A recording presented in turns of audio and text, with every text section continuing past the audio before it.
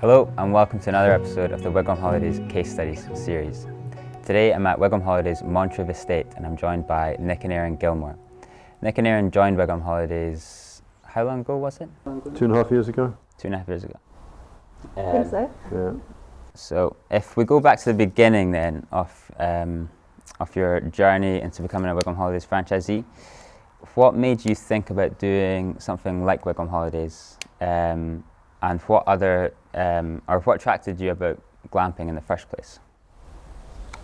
Well, go back 7 years ago, and we had one of my cousins staying, and he knew somebody in Lantern and Larks, and we were walking around the estate. He says, "You've got to look at doing something here," and I think. We'd already toyed with the idea of trying to do some sort of glamping accommodation, because we'd been doing accommodation up in Dunkeld in a flat, and then in a bungalow as well on where we used to stay. So we always knew bringing people in, letting them experience a farm was probably a good option, a good diversification, but we didn't know the best way of going around about it. And sort of 7-8 years ago I took over the farm, so I was kind of busy doing that, so we probably didn't get around to it as quickly as we'd wanted to. But the idea of glamping, I think, it was probably first talked about with Ed. Yes. And I contacted Lantern and Larks, and they'd said, yes, we're interested, but no, you're in Scotland. We need, the weather's not predictable, and you've got 2 months less in the season than you would if you were down south. So that kind of, we're like, all right, fine. And it must have been not long after that we were at the Highland Show and met yourself. No, that's right. Yeah. And we were. So what was that? 2017. 27. Hang on, we got up and running 2016. 2016. Because we put planning in and we were open 2018. So 2016. So basically since meeting you, it took us 1.5 years to get up and running. Which is pretty quick. Yeah. Is it? I think so. Yeah, we have talked to lots of people that we've been spoken to for years. Yeah. Okay. So and it was when you said franchise. Yeah. That we kind of went, that's what we need. Yes, we liked the product. We'd seen the logos. Every day we drove up, and we used to live up in Dunkeld. Yes, we kind of knew. So we'd seen the logos all the time, and we'd seen the cabins, but we'd never really kind of understood what it was all about. And I think the fact was is that every time we drove up the A9, we were looking at the workshop. We weren't looking at a site. We were always looking at that workshop just north of Perth. Yeah, Bangford. So. Yeah, well, once we talked to you, it kind of slotted in, made sense, and I think from that was June 2016. Charles came out in August 2016 and gave us some sort of ideas, and literally saw the site and went, you've got to have one of our sites. So, and then from that, I think we made the arrangement, talked to the banks. Put planning in at the beginning of 2017, I think it was. I can't quite remember the whole rigmarole, but we got planning pretty quick with a lot of conditions, and then probably jumping the gun here, but I mean the reason, we'd always thought about.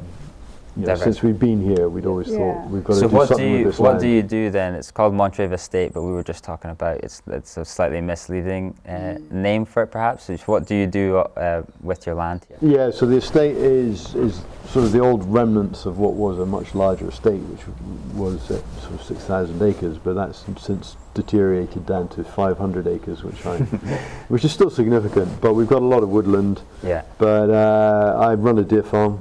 So kind of got involved in livestock farming, and that's the main business on the farm. Apart from now, the wigwams, we do a lot of wood and logs. So before you had the wigwams, the primary business on the farm was the It deers. was the deer. Well, I run B&B as well. Yeah, and Airin had been running B&B for, well, you've been running it 4 or 5 years. Yes, before we 4 or got- 5 years before we decided to But I wasn't involved when we moved down here, because we used to live in Dunkeld. When I moved down, I wasn't part of the farm. Yeah. When I came down, it was my father's farm, and I spent the first sort of 3-4 years down here renovating properties and building houses for people, project managing it, and was really just going to carry on doing that sort of work. You know, maybe developing further things in terms of housing. But then with taking over the farm, it's kind of redirected our resources, and we now look after the farm, you know, full time now. Yeah. And so you were thinking then about, you were obviously looking into like diversification kind of options with the farm. Yes, definitely. What other was it just, you have the B&B, so you already have a little bit of experience with accommodation. Yeah. Mm-hmm. Did you look into any other types of diversification other than than accommodation, or was glamping just something that was quite immediately? But we were talking about building, renovating the stable, and then we come back down to Fife to take over what was my grandparents' house, but it's quite a large, you know, old stable block, and one idea had been to renovate the stable block into 6 different properties, and then sell them off and profit out of that, and then eventually make enough money to have made enough money to possibly build a house here, just on the site that we're on at the moment. but we couldn't get the planning permission. Planning was difficult, and we got listed in the process. As I say, we talked to Lantern and Larks. You know, Are they what they're safari tents. right? Okay. Yeah. Yes. And are they similar? They have a similar kind of deal with. No, I think they invest into your land. Yeah, they essentially give you all the products. Yes. Right. And then take a higher commission. Yes, so yeah. it's slightly different with Wigwam. Yeah. They invest into your land. Yeah. That's why they actually, not very keen in Scotland, because they think it's too much Too rain. cold. Yeah. And then cold, yeah. So what was it that attracted you with glamping? More outdoor life. Outdoor life. because I mean, Archie and I camp a lot, but you camped. We've got a big teepee tent, which is a 7-man tent. Sorry. And we really enjoyed, camping in that. And I guess one option would have been to put up loads of teepee tents and glamp that way. And initially our thoughts were to go with a toilet block and then cabins or tents and stuff like that, so we could mix and match. No, just like the outdoors and being outside. So you wanted to get a business that was like that? Well, Or you want to be- one idea we tried to actually thinking about camping site here as well, but lots of our friends and asking lots of people and reckon glamping it's getting a bit trend. Yeah, it's a lot more popular. It's getting and become popular at the time when we were thinking about it. So it's just the matter of to decide which. Which system? And I think it was confirmed when Charles came out and said, you need to just put in running waters, forget about the toilet block. And I think that's the best decision.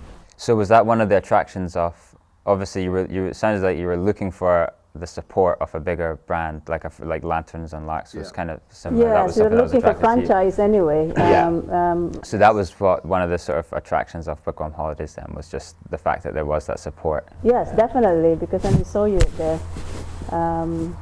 the Highland shows, when we mentioned about franchise, that's one reason we give you our details. Yeah. So That and the running water as well, the ensuite cabin. Yes. So I think you had one At the put it show, at yeah, the we show will have, recently, yeah. yes, and we had a look quick. We actually walked past, and then we just reverse.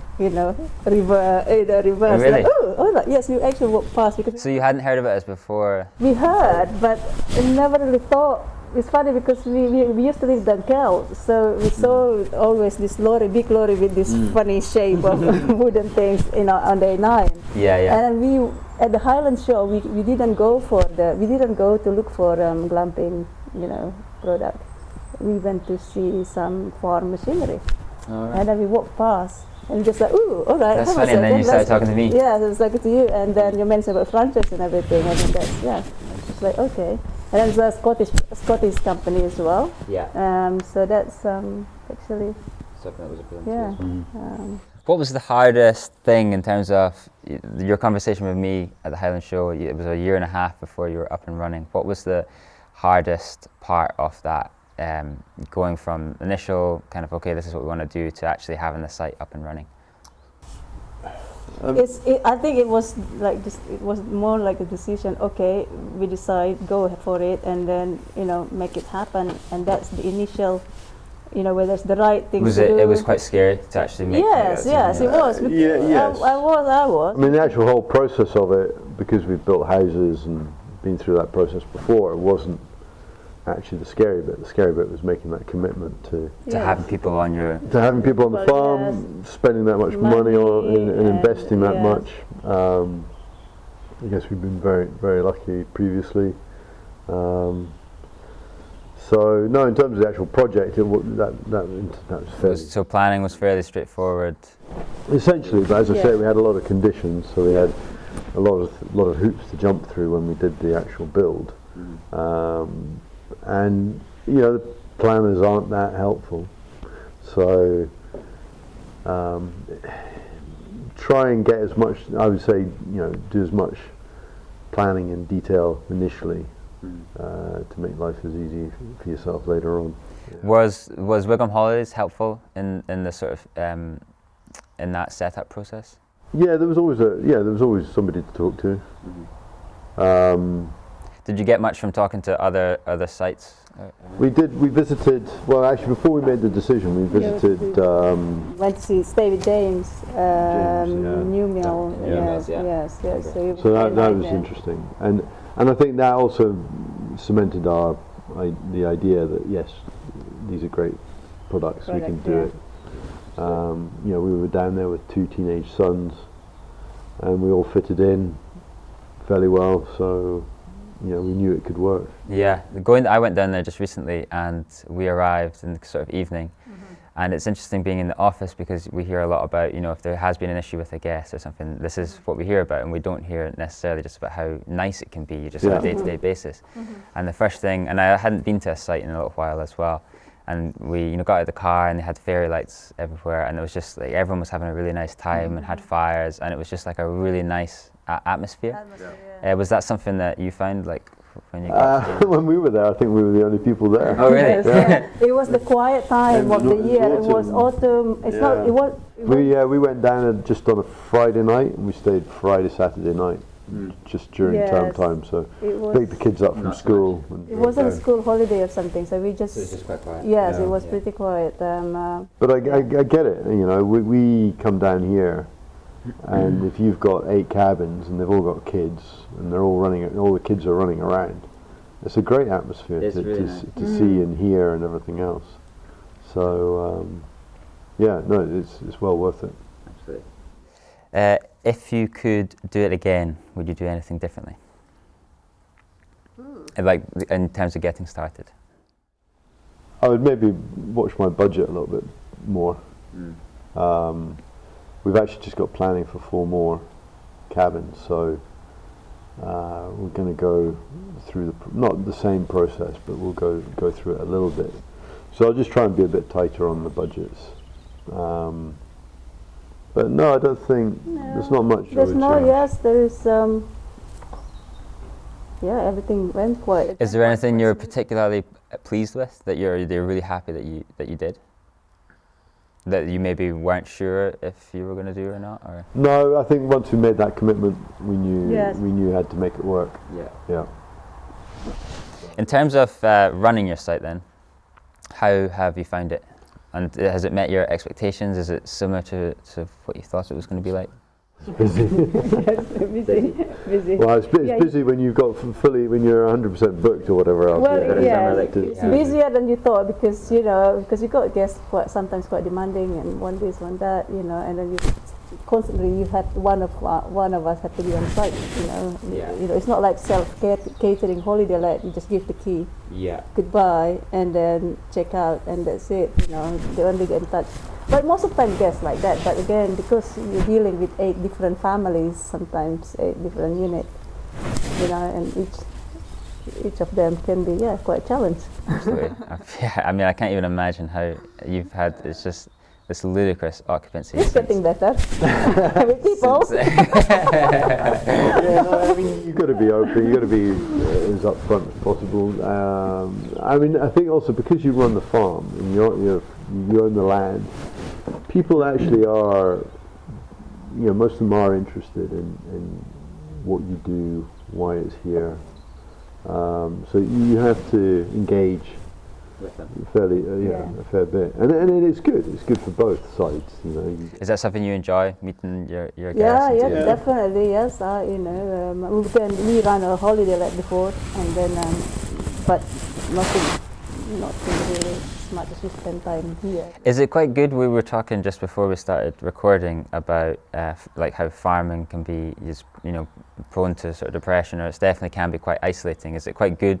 Was that something that was attractive to you, actually having more people on your on the land to sort of speak to on a daily basis? I don't know about you. I like meeting people. It has its challenges, put it that way. But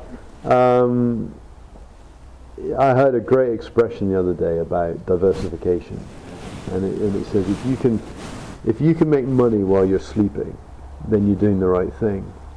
And this is what Wigwam does. We'll wake up in the morning and there'll be 3 bookings in, and you're like, what are they doing up at 2 o'clock in the morning? But you're making money while you're sleeping, which is, I don't think we could ask for anything more at the moment. I mean, I know people diversifying into energy, into distilling, into all those other things. Yeah, that maybe fits with what they do and everything else. We had experience with running holiday lets, so we've just stepped that up a little bit more, and to run the wigwams. It's something that you're comfortable. We're both comfortable with. Yeah. So we're just building upon that experience already. What do you enjoy most about it? Well, actually, I meet people. Yes, meeting people, and I enjoy to see, they appreciate being happy. And appreciate as well, because a lot of our guests are people that live in cities, and this is, amazing for them coming out to these places. And then we are happy when they are happy, and that's, I think, quite amazing feeling. For us, walking down here in an evening, and you're hearing, you've got 8 campfires going, and you've got countless children running around, and parents enjoying themselves. What more could you? It is amazing, to hear that. Yeah, totally. So that makes us happy, I guess. Yes, it's nice to see everyone's happy. Absolutely. Yes. What's been hard? Cleaning hot tubs. When you get a challenge guest. Yeah, dealing with challenging guests. Because you don't want to ruin somebody's holiday, but actually, if you don't sort it out, you're actually ruining other people's holiday. Yeah. So you just got to get on with it and deal with it. Yeah. How often would you get a Because in a year you probably get at least once, two. Well, I think prior to lockdown, and then the lockdown has been completely different.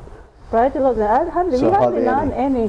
Hardly anybody. Yeah, we've only had one really bad one where a couple of young couples from Glasgow just came out and got drunk, and essentially we just had to say, sorry, that's it, don't want you here tomorrow. Well, that's after the COVID. Yeah. Well, that's this year. Yeah. And their excuse was, they've been locked up for 3 months and they needed to unwind. Well, yeah, great, but respect where you are and respect other people, which is they weren't doing that. So. But the last 2 years we hardly any problem. And I mean, we went to the conference and seminar, and everybody talking about how difficult sometimes the guests say, we haven't got all these people. And then this year, bam, we got some.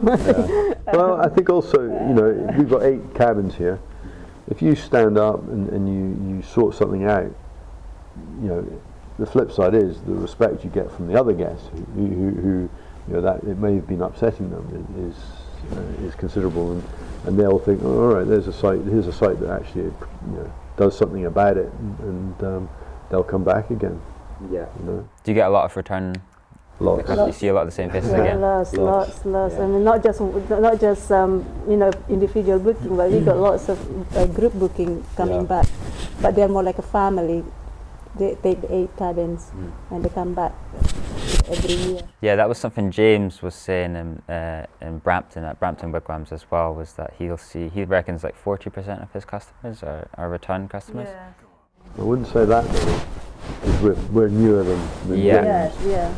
But in terms of the group bookings, yeah, I'd say, I mean, year on year now, we're getting the same groups More and more, coming back. And that's all to do with just obviously they like you, they like the site owners, they like the site, they know that this is the one that they want to go with. I suppose they feel comfortable and, you know. Yeah, well, people like, I mean, once you know that there's somewhere, especially for, you know, a 2 or 3 night stay, like which is what we're getting, you just kind of want to relax, unwind. So if you know that you can go there and it's going to be nice, then, you know, it makes a lot of sense. I just wish people would stay longer. Yeah. It makes that maybe them more settled, but also it's less work for us as well. Yeah, let's be, yeah. But so that's the key is, you know, we went to a campsite in France, and you know, once we were on site, you know, it was bread in the morning and this and that, and so we spent the same amount again just buying stuff on site. Upselling, and that's exactly what we want to try and achieve here. So we want people to come here and stay here and actually do other things for them, try and keep them here longer as well. So what difference has it made to your life, the Wigwams? Or it doesn't have to be some big, profound difference, but well, it must have made some difference. You're working more. yeah, definitely working hard. But you know what I prefer work out here, come here, being outdoor, and you know, you got all these trees, woodland, the cabin. It just feel nice. I don't know, just nice place to work anyway. Rather than living my B&B, yes.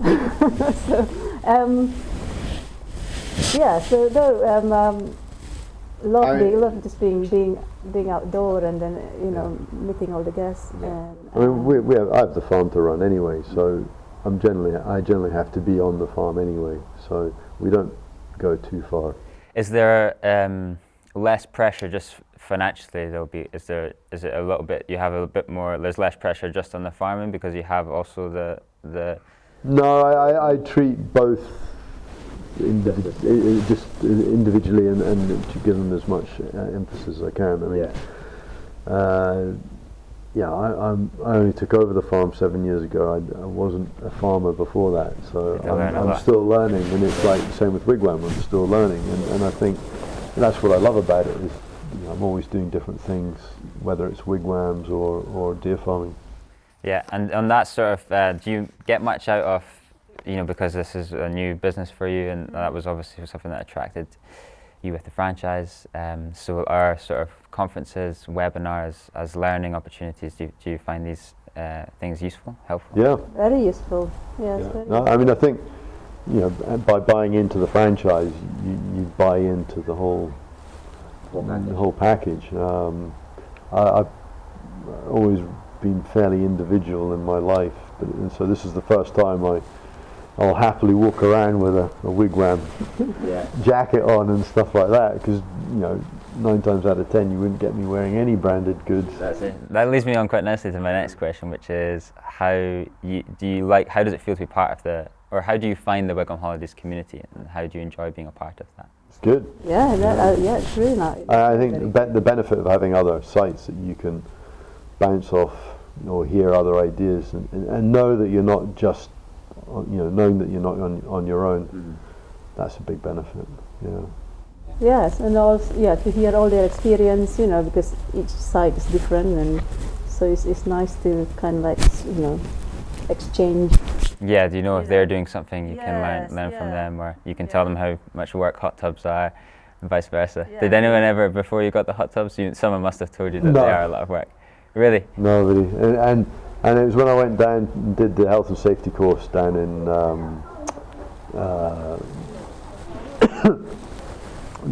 is it, down near Barnard Castle, that really scared the You realise. thinking about it. I realised how difficult it was. Yeah. What advice would you give to someone in a similar situation to yourselves? Someone who's have a farm or have some land and they're looking for other ways to diversify their income or other ways to monetize the land. What advice would you give to someone at the start of their kind of journey into that? Wow, you could say a lot of things. It's not, it's get it clear in your mind that this is what you want to do. But that's like any business you want to get into. This is a business. It's it's something that most people will take 10 years to pay off anyway, depending on your situation. There's a lot of interaction with the public.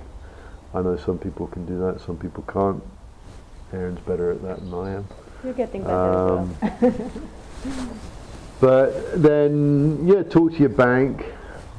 And I know, there's some of the figures that came back from Wigwam. They helped a lot in those discussions with the banks. And do market research as well. Yeah, a little bit of market research. Talk to your local planners if you can. Otherwise, get a really good planning consultant. That's probably more beneficial than actually getting an architect, having a planning consultant, because you're looking at a change of use in your land. It's not so much as you're putting a new house in or whatever else. Planners should be fairly open towards tourism and that sort of business in the community. So a good planning consultant can look at what policies there are in place and direct the application towards gaining planning. That's always been quite good for us. Planning consultant. Yeah. And also consider your services. I know Charles is very good about saying, okay, well, if you've got to put a septic tank here, or you've got to do that, or you need a road or whatever, don't try and be too elaborate. Look at what you've got in terms of your infrastructure and see how much you can get away with without actually having to add in, and do lots of different work. I mean, we've had our issues, but one of the biggest projects, one of the biggest parts of it was actually getting a new access off the main road.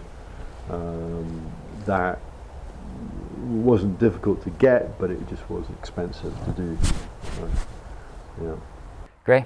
Well, you certainly have a really beautiful site, and I'm very glad that you joined the Wigwam Holidays community, and I really appreciate your time in doing this today. Okay. So thanks a lot. Thank you. Thank you. Pleasure.